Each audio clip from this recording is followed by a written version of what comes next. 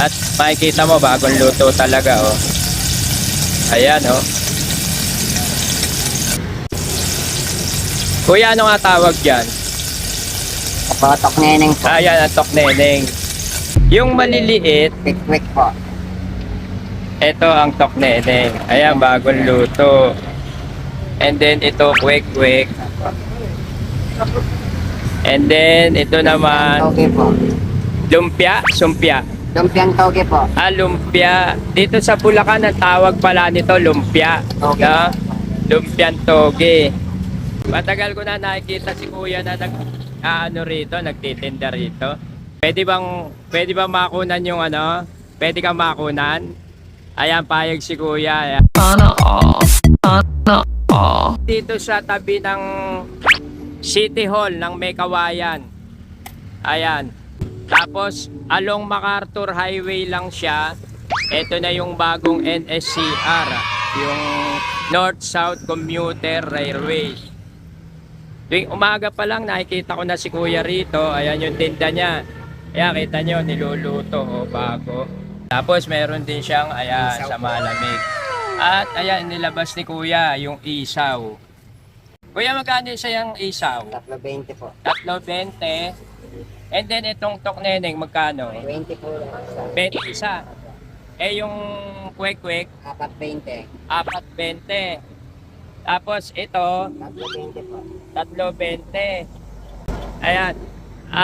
Doon sa lahat na magpupunta rito sa bagong munisipyo ng Mekawayan City Hall, makikita nyo si Kuya. Kuya, ano pangalan mo? Pramil po.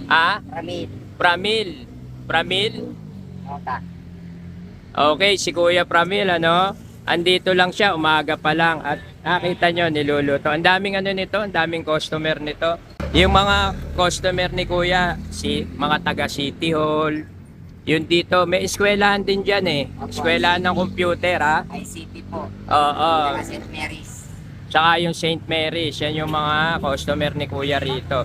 Kasi nakita nyo naman, ang linis ng pagkaagawa. At makikita mo, bagong luto talaga, oh. Ayan, oh.